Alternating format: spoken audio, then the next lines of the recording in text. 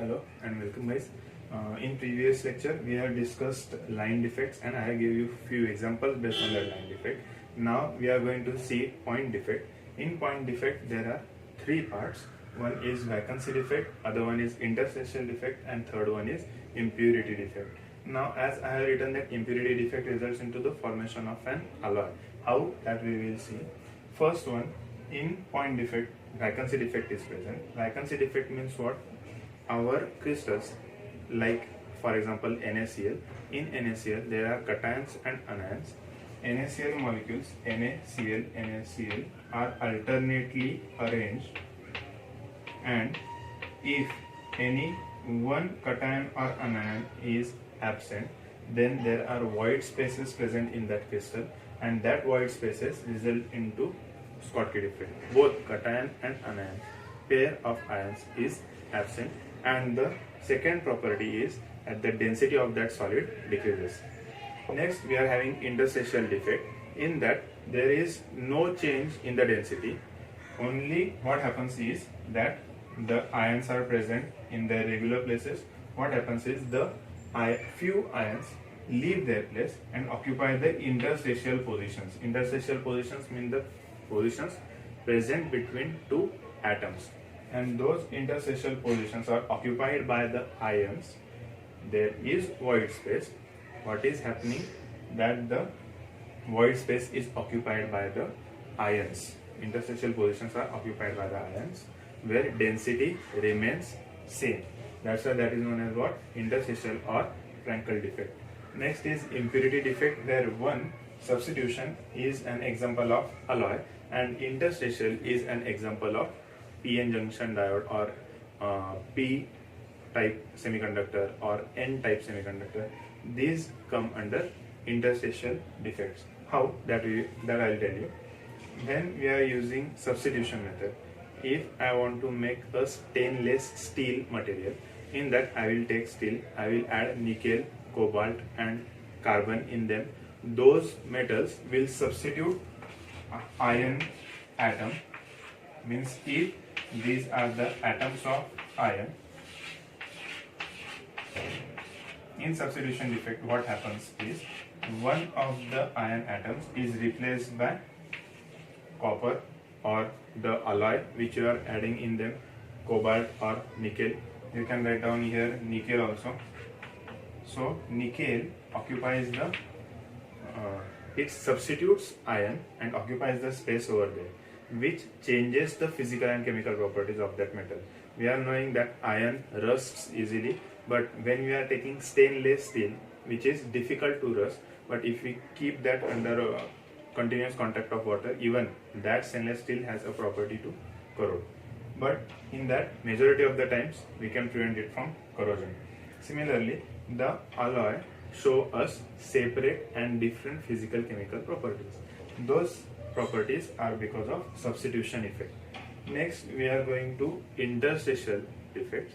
In interstitial defects what happens is the atoms are remaining constant. Means if I'll take a silicon wafer, in that silicon wafer these all atoms are of silicon.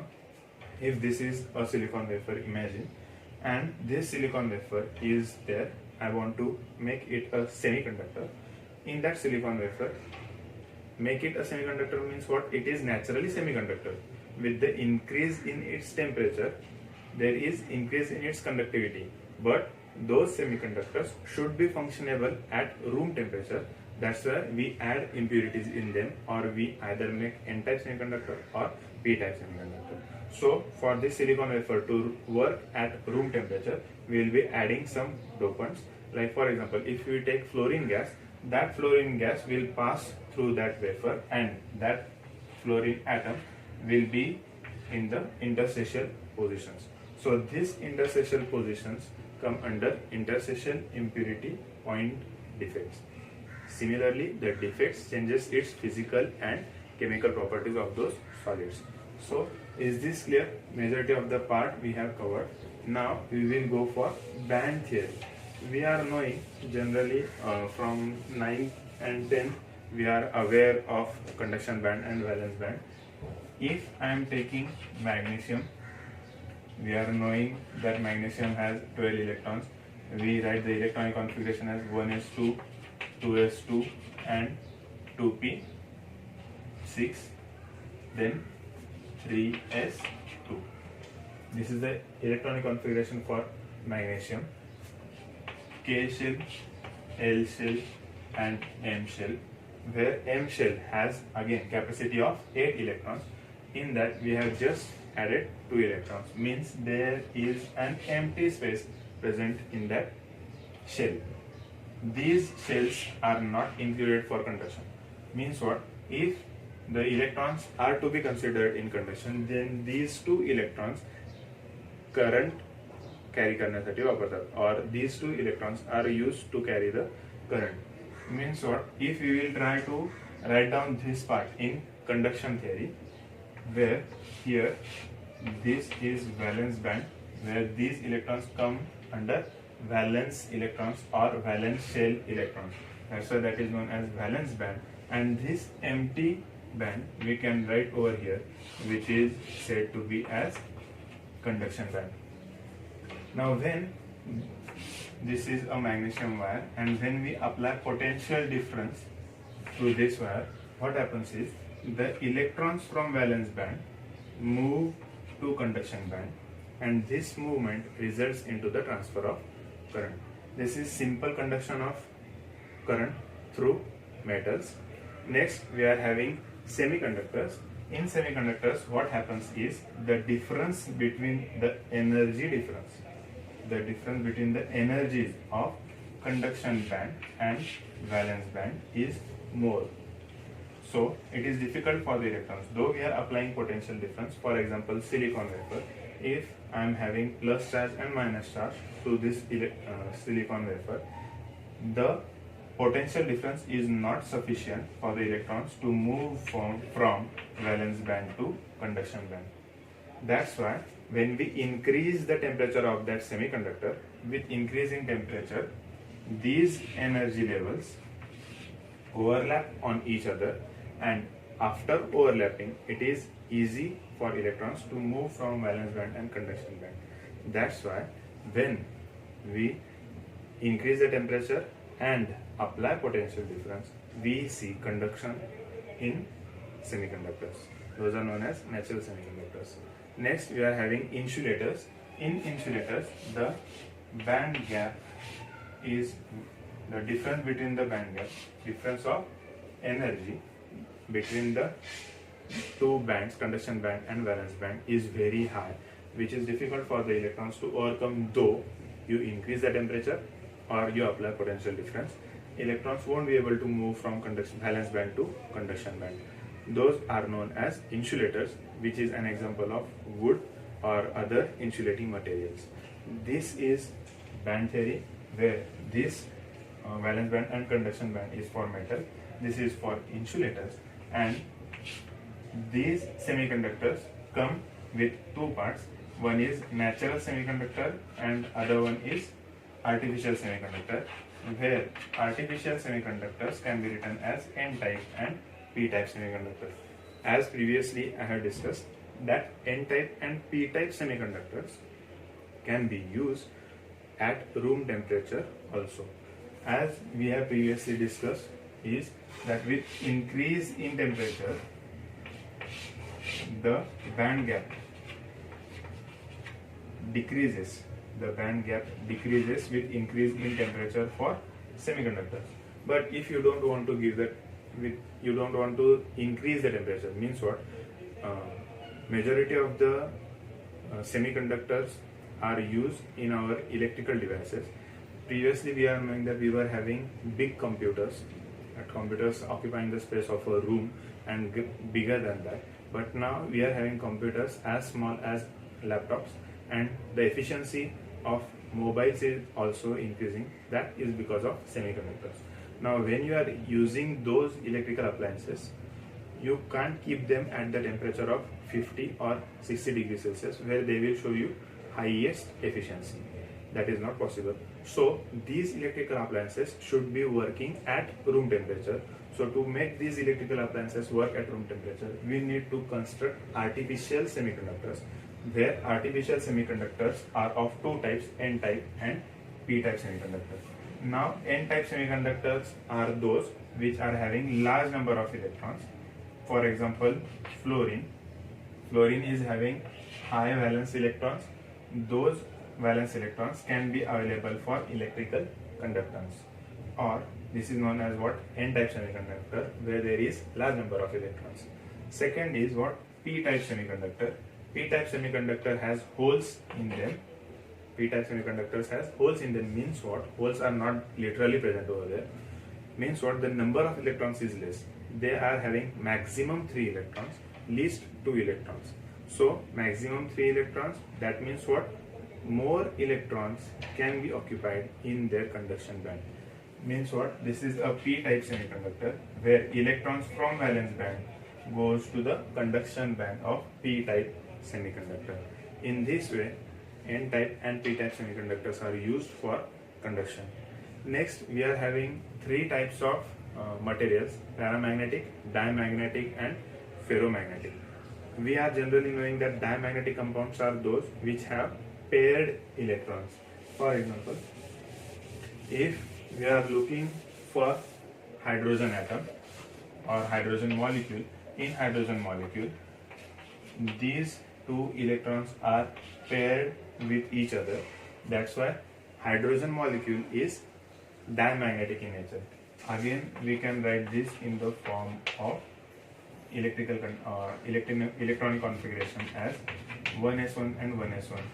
These single electrons, I will show you in the diagrammatic form, where this single electron is present over here and the other electron of hydrogen atom is present over here. These electrons are shared between the 2 hydrogen atoms, and these 2 electrons are paired over here. Okay, so these 2 electrons are paired. That's why hydrogen molecule is diamagnetic in nature, while as oxygen molecule is paramagnetic in nature. Paramagnetic means what? They have one or more than one unpaired electrons. Those are known as paramagnetic compounds. So one example of paramagnetic compound is oxygen. Then we are having copper, which is having 29 electrons.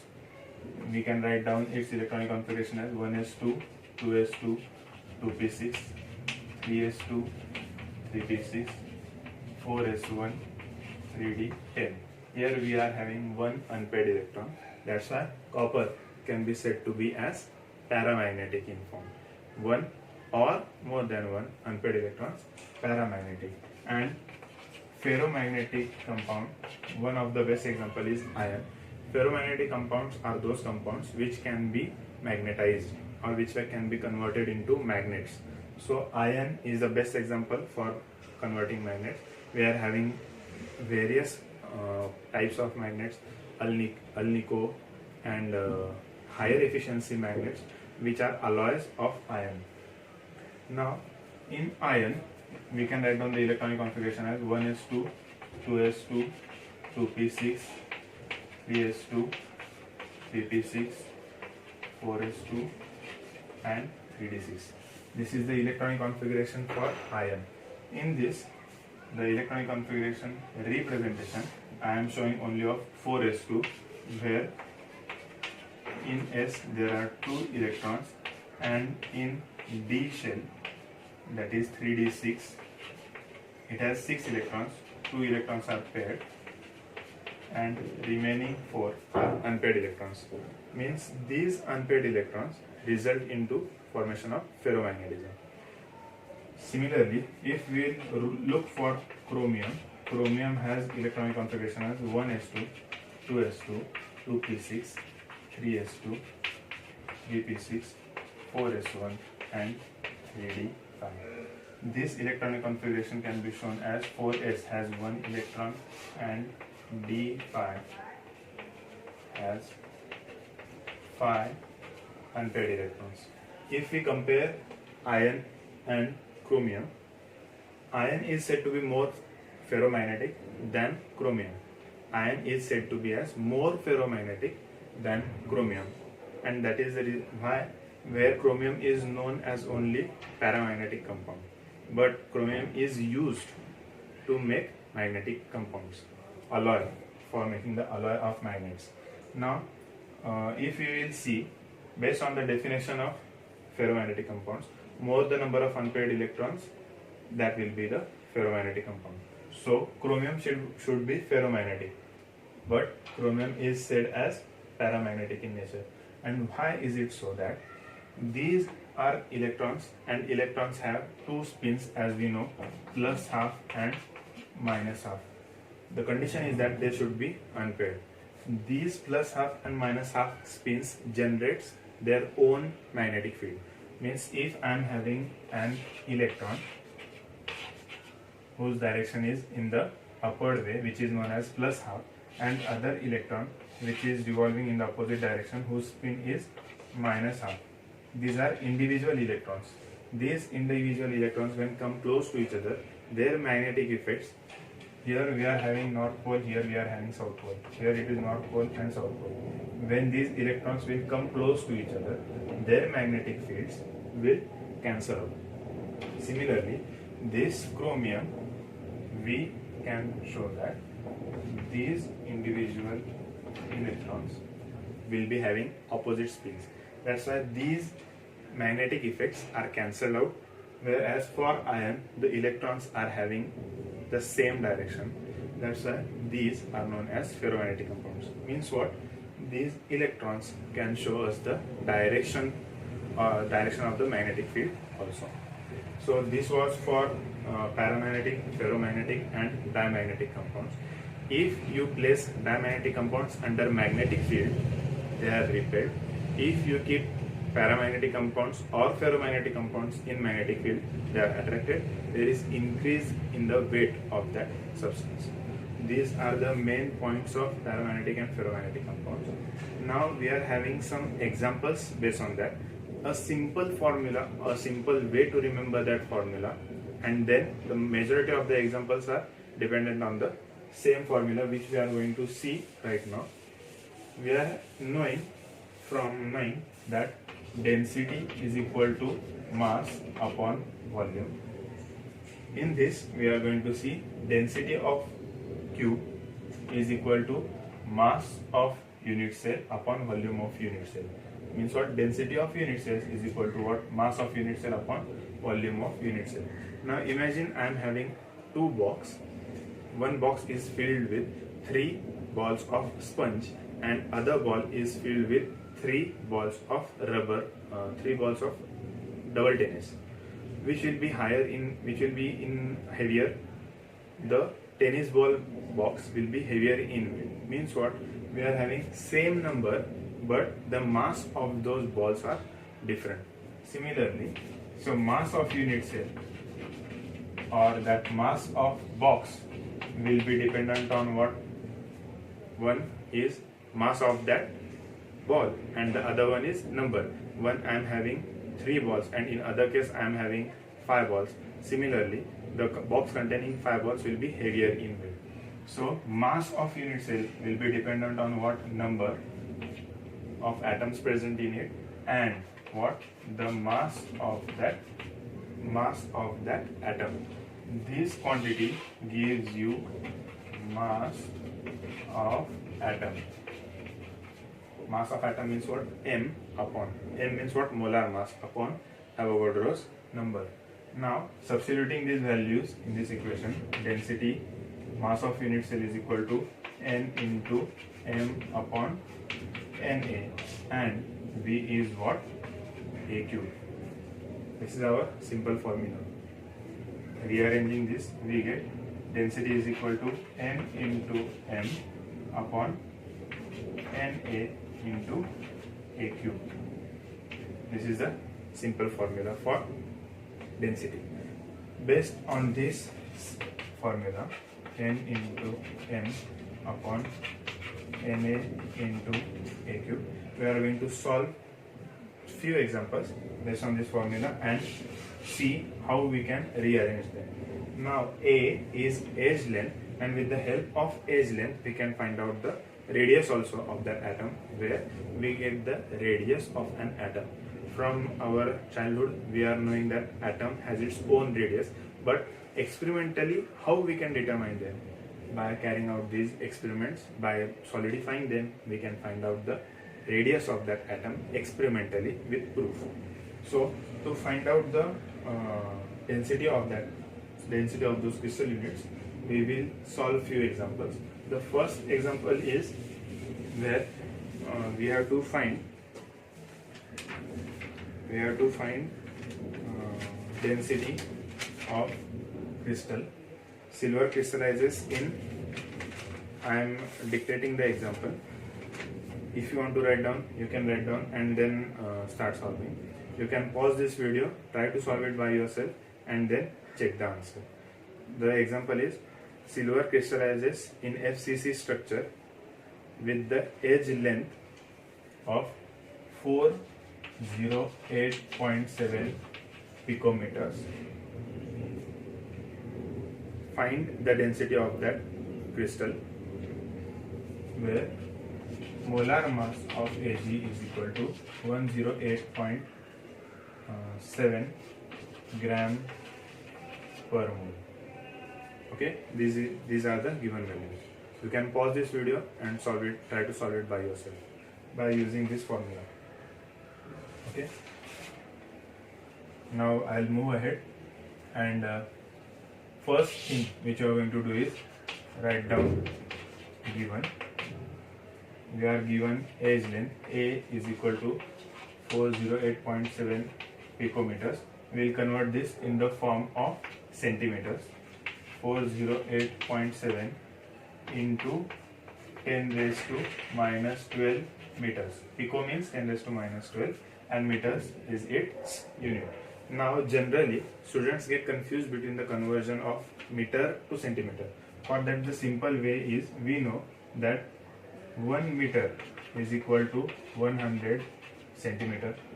Here we are having the value in meters, so we will write 408.7 into 10 raised to minus 12 meters. Same unit should be written at its same below its same position. Here we are having x in centimeters. We have to find out the value of x. We will just cross multiply it. So x will be what? 408.7 into 10 raised to minus 12 into 100 centimeter, which is 408.7 into 10 raised to minus 10 centimeter. In this way, we can convert picometers to centimeters. Further, you can shift this point over here and we can write this as 4.087 into 10 raised to minus 8 centimeters. You can use this value also or this value also, depending upon your convenience of log, how you use the log table. If it's easy for you, you can use this formula also. Next, we are going to use the value of formula of density. We need M. This is M given to us. We need A, which is right now we have derived. Then we have value of Na, that is Avogadro's number, 6.023 into 10 raised to 23. We are remaining with the value of N. N can be given from FCC. As we know, FCC has how many? 4 atoms. BCC has 2 atoms and simple cubic crystal has 1 atom. Substituting the known values, density can be given as 4 into 108.7 divided by 6.023 into 10 raised to 23 into 4.087 into 10 raised to minus 8 bracket cube.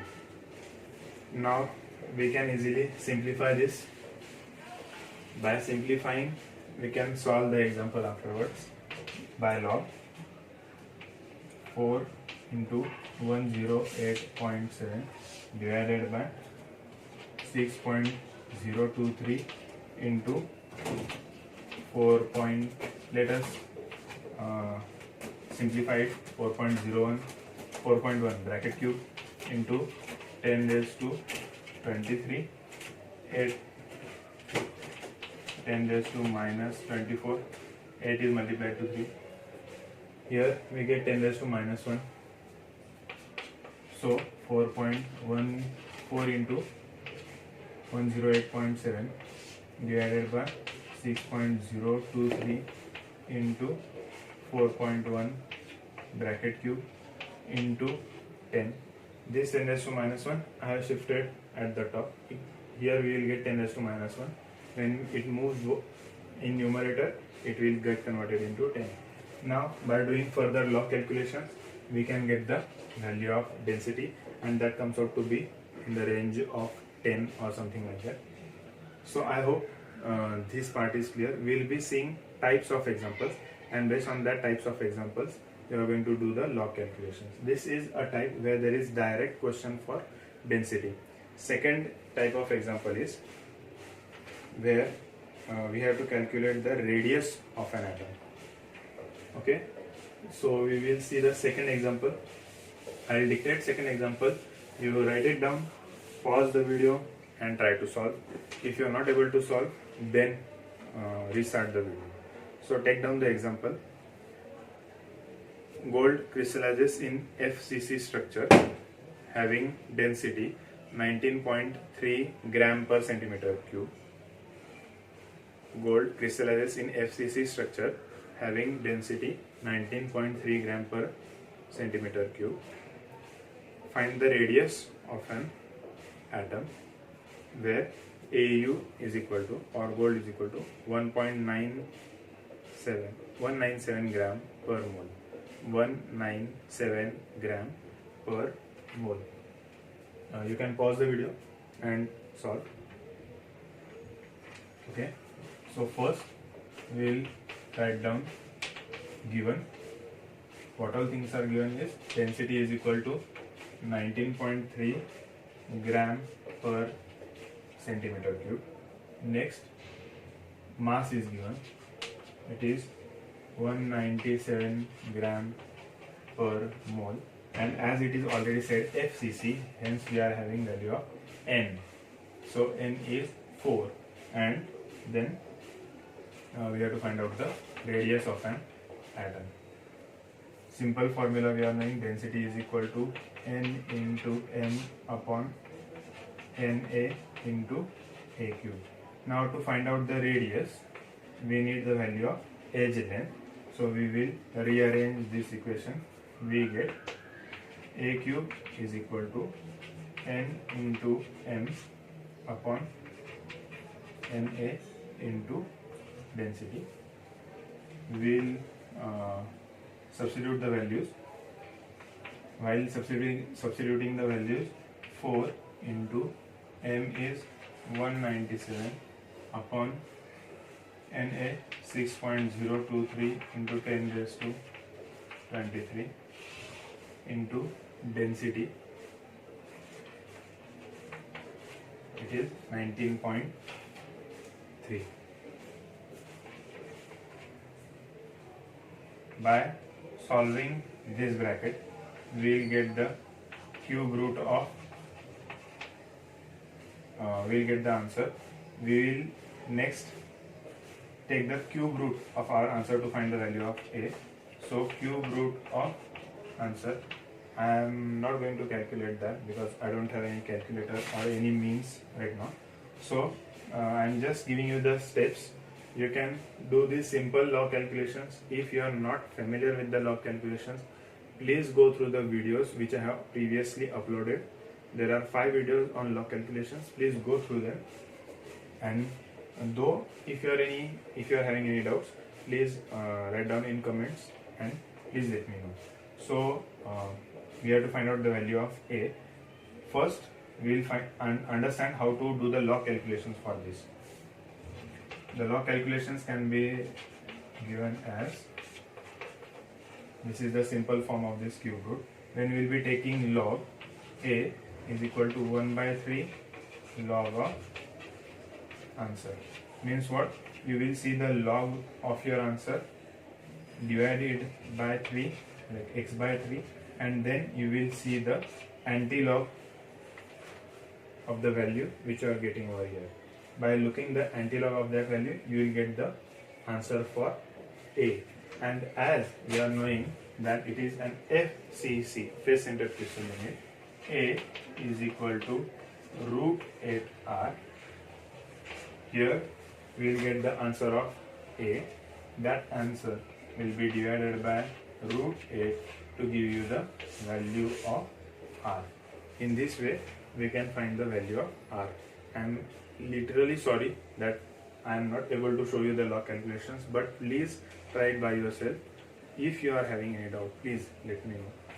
Next is the third and last example which we are going to see today. It is depending upon the weight which is given. I will dictate the example. Please make a note. Germanium crystallizes in BCC structure having edge length 288 picometers with density 7.2 gram per centimeter cube. Calculate the total number of atoms present in 52 gram of germanium crystal. Calculate the total number of atoms present in 52 gram of crystal structure. So we will write down first given over here. Given is, first one, it is DCC, hence N will be equal to what? What is entered, so it is 2, N is equal to 2. A is equal to 288 picometers. I am directly writing it down in the form of centimeters, that is 2.88 into 10 raised to minus 8 centimeters. Then we are having density. Density is equal to 7.2 gram per centimeter cube. 7.2 gram per centimeter cube. We are asked to find out the total number of atoms present in 52 grams of that crystalline unit. Means what? For that, first we'll need to find out the number of unit cells in 52 gram.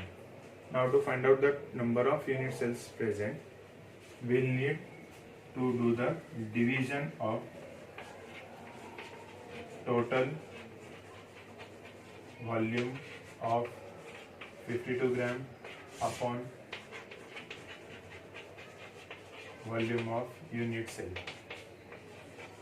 Now to find out the total volume of 52 gram, we are knowing that density is equal to mass upon volume.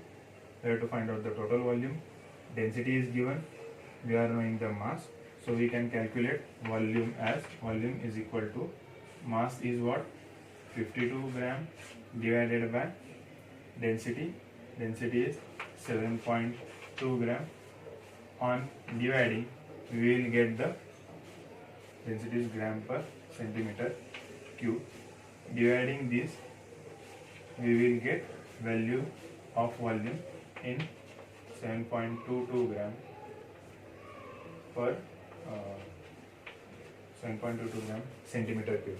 This is the volume, total volume of 52 gram. Now volume of unit cell will be given as what? Volume of unit cell will be equal to A cube. Volume of unit cell will be equal to A cube, and A is what? 2.88 into 10 raised to minus 8 bracket cube. Taking the cube, we will get the answer. It can be approximately in the range of 7 or I'll need to solve it. It is like 23.8 into 10 raised to minus 24 centimeter cube. We are having these two values, volume of unit cell, and this is total volume of 52 gram. Now when we will substitute these respective values in our formula, we will get the number of unit cells. So now I am directly substituting. I am knowing the values over here. By substitution, 52 volume is 7.22 centimeter cube divided by volume of crystal unit is 23.8 into 10 raised to minus 24 centimeter cube. By solving this, we will get the number of unit cells. And as we know that each unit cell contains 2 atoms, so the answer which we get over here, when we multiply that answer by 2, we will get the total number of atoms. Present in 52 gram. Total number of atoms present in 52 gram will be 2 into the answer which we have got over here. That will give you the total number of atoms present in 52 grams. Similarly, there are many different kinds of example present in your exercise, or they have solved and gave it to you. Go through those solved examples, try to solve the exercise. If you have any doubt, you can comment and tell me. Thank you.